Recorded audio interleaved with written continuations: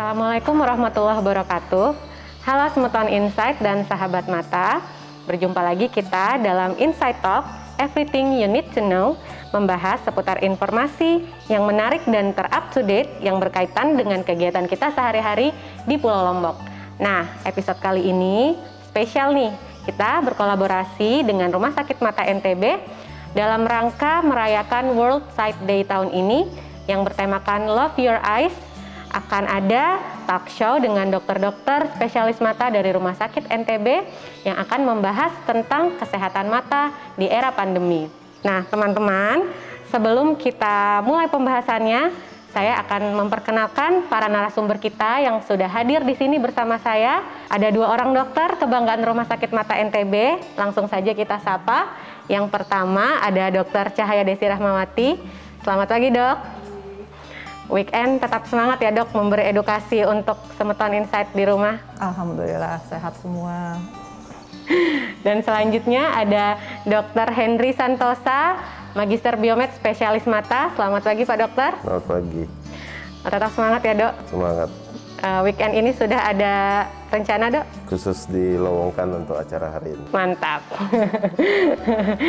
Oke, teman-teman, kita tadi akan membahas tentang kesehatan mata di era pandemi, di mana sudah 2 tahun ini kita semua mengalami pandemi COVID-19 dan tentu saja telah banyak aktivitas kita sehari-hari yang terkena dampaknya seperti itu ya.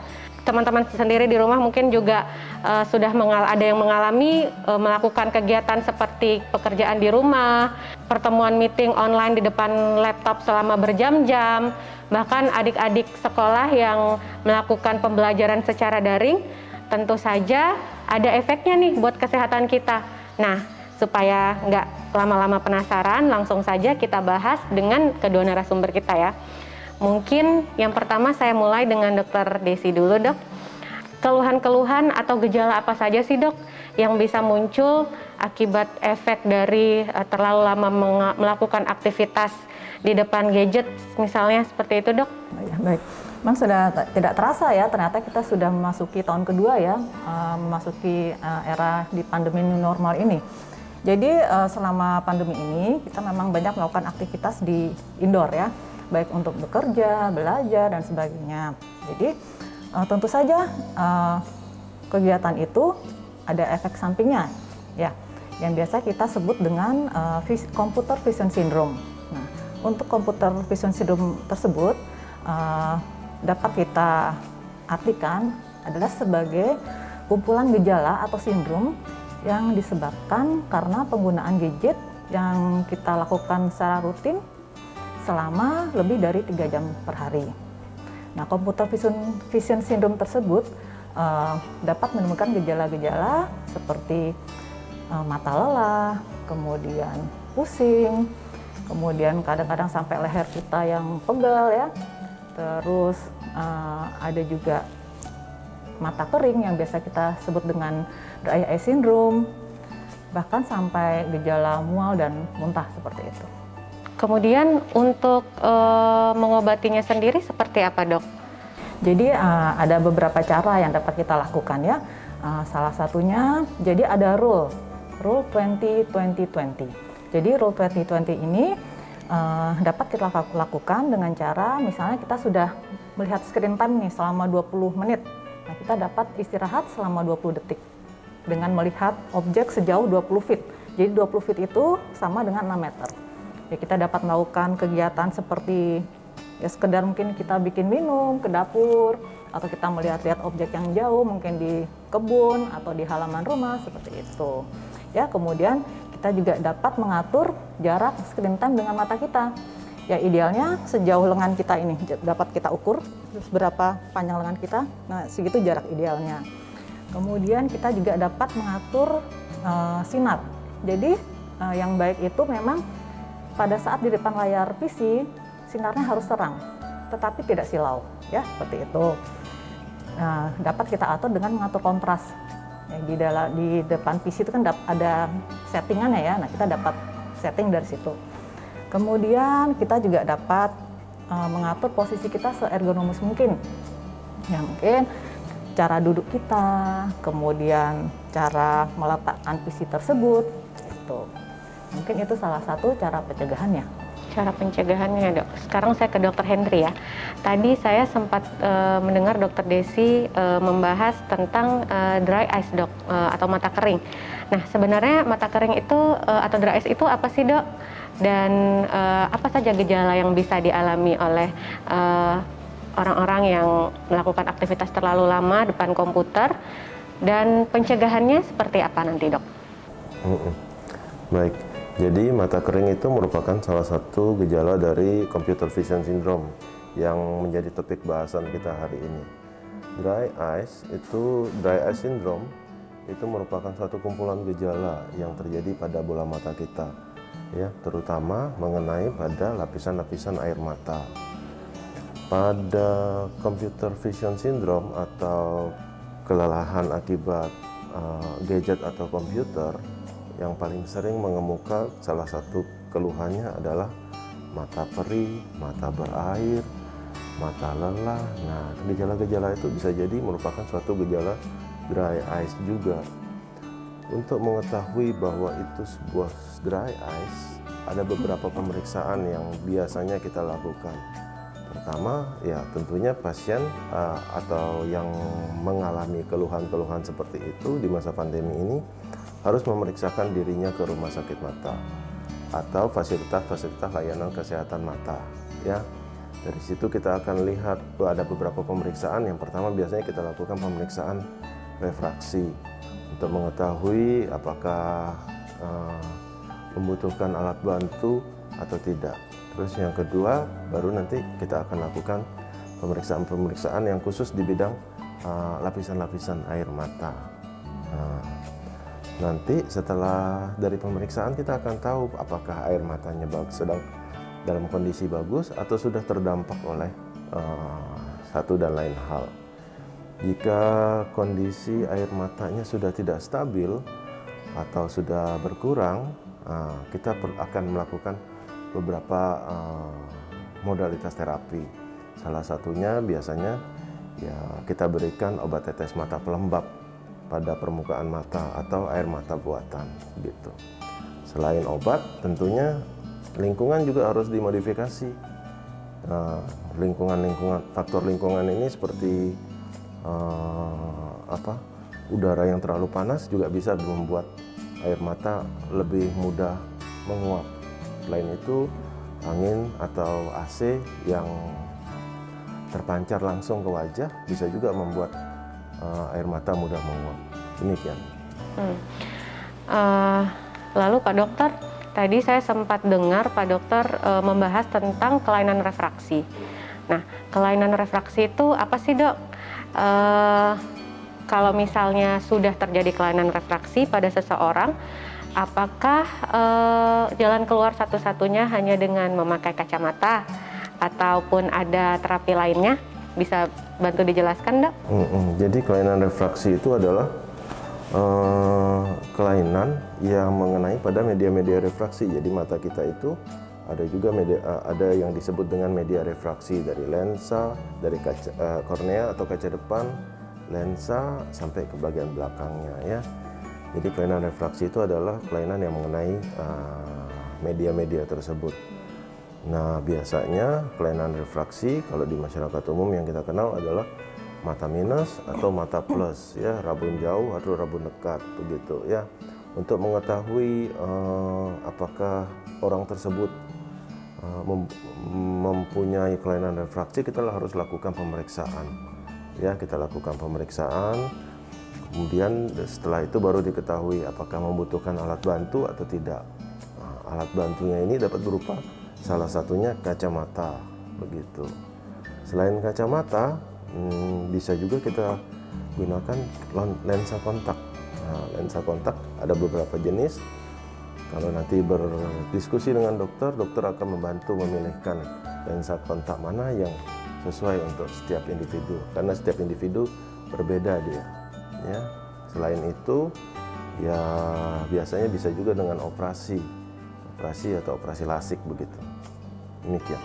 Jadi ternyata kacamata itu bukan merupakan obat ya sebenarnya, tapi hanya alat bantu dalam mengoreksi kelainan refraksi yang sudah ada. Seperti itu ya dok. Iya. Nah sekarang saya kembali lagi ke dokter Desi nih dok. Tadi sempat kita ngobrol-ngobrol tentang computer vision syndrome ya dok. Banyak pertanyaan dari netizen di rumah. Ada nggak sih dok dampak atau efek radiasi bagi mata terutama akibat kelamaan di depan gadget atau device? Nah, seperti itu dok. Ya baik, jadi dari beberapa jurnal yang saya baca, efek dari terpapar dari sinar bulat ini memang ada. Jadi sinar bulat ini dapat merusak jaringan retina. Ya, seperti itu. Nah, ada cara yang dapat kita lakukan untuk menghindari paparan dari sinar bulat tersebut. Untuk di depan komputer sendiri ada kacamata komputer namanya. Jadi kacamata komputer ini dia bertujuan untuk mengkoreksi kacamata, tapi dia untuk koreksi jarak menengah, bukan jarak jauh atau dekat. Nanti itu ada perhitungannya sendiri, ya. Jadi kacamata komputer ini dia akan membuat huruf terlihat lebih besar, seperti itu ya. Nah kemudian ada juga kacamata yang biasa masyarakat tahu itu ya, kacamata anti radiasi ya, seperti itu. Nah kacamata anti radiasi pun ada dua. Dia yang bersifat transisional dan yang blue light filter seperti itu ya. Nah untuk yang transisional ini dia akan berubah sendiri. Biasanya kalau di sinar yang gelap dia akan terang. Begitu juga sebaliknya, bila di ruangan yang terang dia akan berubah menjadi agak lebih gelap. Nah kemudian yang kedua kacamata blue light filter. Nah ini berfungsi untuk memfilter sinar ultraviolet atau sinar blue light tersebut. Ya jadi memang di beberapa jurnal disarankan untuk menggunakan itu untuk mengurangi kerusakan dari jaringan sel-sel dari retina. Nah pasti para orang tua di rumah ini dok pasti merasa was-was ya, terutama untuk anak-anaknya yang sedang usia sekolah berjam-jam di depan laptop selama pembelajaran daring kemarin-kemarin, melakukan pembelajaran di depan laptop gitu dok ya. Sebenarnya ada nggak sih dok batasan umur ataupun batasan waktu sampai berapa lama sih kira-kira anak-anak sekolah itu seharusnya berhadapan dengan cahaya laptop ataupun gadget gitu dok? Baik, jadi memang ada rekomendasi dari WHO ya, ada batasan-batasan usia memang. Jadi di WHO itu membatasi bahwa usia 0 sampai usia 2 tahun itu sama sekali tidak boleh menggunakan layar gadget. Ya. Kemudian usia 2 sampai usia 12 tahun itu hanya boleh selama 1 jam. Di atas 12 tahun sampai 18 tahun itu sekitar 2 jam. Seperti itu. Ya, jadi mungkin kalau orang tuanya, mama papanya mungkin lagi berjauhan, pengen video call ya boleh lah. Itu kan nggak terlalu lama ya, boleh nggak apa-apa. Tapi untuk anak-anak usia sekolah di luar jam dia sekolah, itu batasannya seperti itu. Ya, jadi memang kita harus sebagai orang tua juga harus tahu ya dok mengenai batasan-batasan ini supaya nggak kadang mungkin untuk mendiamkan anak yang rewel atau apa, orang tua di rumah jalan keluarnya kadang memberikan gadget seperti itu. Jadi sebenarnya ada batasan-batasan yang harus diperhatikan dalam penggunaan gadget itu sendiri. Dan ini mungkin Dokter Indah ya, orang tua juga harus sebagai role model ya bagi anak-anaknya.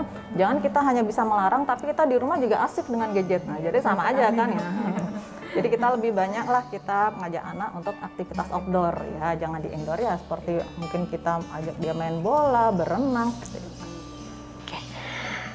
Sekarang saya kembali lagi ke Dokter Hendry dok. Selain teman-teman yang mungkin terpaksa harus beraktivitas di dalam ruangan, pasti juga ada teman-teman yang mau nggak mau harus beraktivitas di luar ruangan. Nah, kira-kira ada nggak dok efeknya misalnya kita memakai masker terlalu lama gitu di luar ruangan atau efeknya untuk penglihatan atau mata kita? Kira-kira bisa bantu dijelaskan dok? Iya, jadi setelah pandemi berlangsung, mau tidak mau kita harus memakai masker sebagai alat perlindungan diri untuk menjaga diri kita sendiri dan orang-orang di sekeliling kita ya. Memakai masker ini ya memang ini terutama masker medis memang diwajibkan oleh pemerintah, tapi ada beberapa penyakit yang kemudian timbul atau beberapa kelainan yang timbul setelah kita memakai masker, terutama memakai masker dalam jangka waktu yang panjang. Yang sering dikeluhkan itu adalah matanya terasa pedih, ya berair. Nah, itu semua termasuk dalam gejala-gejala dry eyes. Jadi dari beberapa penelitian terakhir di tahun 2020 dan 2021 ada suatu masalah baru yang biasa kita sebut dengan MADE, Mask Associated Dry Eyes. Jadi dry eyes yang ditimbulkan oleh masker.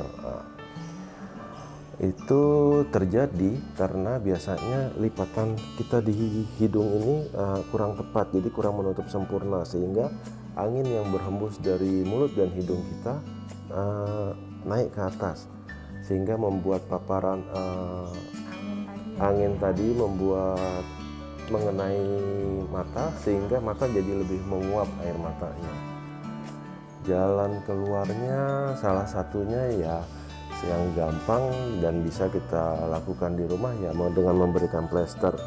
Kalau misalnya maskernya tidak bisa dibentuk dengan baik, ya dibantu dengan plester. Plester bisa ditaruh di atas hidung sehingga sepanjang wajah, sehingga menutupi, sehingga tidak ada angin yang naik ke atas. Jadi teman-teman, jalan keluarnya bukan dengan tidak memakai masker ya.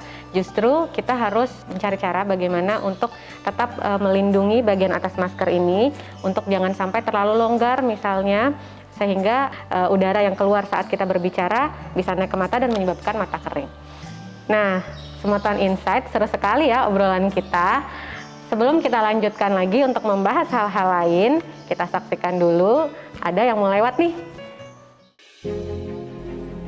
Rumah Sakit Mata NTB berkomitmen untuk menjadi pusat pelayanan kesehatan mata yang profesional, terjangkau, dan berkualitas. Melalui sinergi antar tenaga kesehatan, bertujuan meningkatkan keterjangkauan masyarakat terhadap pelayanan kesehatan mata. Meningkatkan kualitas tenaga medis dan non-medis yang profesional. Meningkatkan kualitas pelayanan kesehatan mata melalui pemberian layanan yang komprehensif, bermutu, profesional, dan beretika.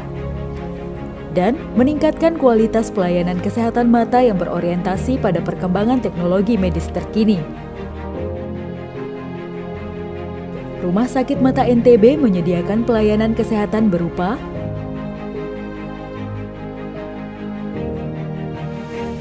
menyediakan pelayanan penunjang medis di antaranya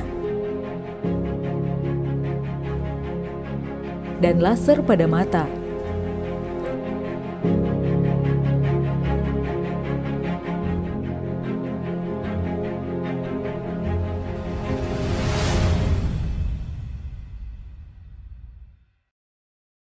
Nah, Semotoan Insight, sudah hampir 20 menit ya kita berbincang-bincang dengan para dokter spesialis mata kita tadi. Nggak terasa, sekarang waktunya untuk saya menutup acara ini. Untuk teman-teman atau Semotoan Insight di rumah yang masih memiliki pertanyaan-pertanyaan, atau mungkin sudah ada dari Semotoan Insight di rumah yang memiliki gejala-gejala yang sudah dijelaskan oleh para dokter kita tadi, bisa langsung untuk berkonsultasi dan ketemu langsung dengan dokter-dokternya di Rumah Sakit Mata NTB ataupun di layanan kesehatan mata lainnya. Selamat berakhir pekan, sampai di sini dulu, sampai berjumpa di lain kesempatan. Wassalamualaikum warahmatullahi wabarakatuh.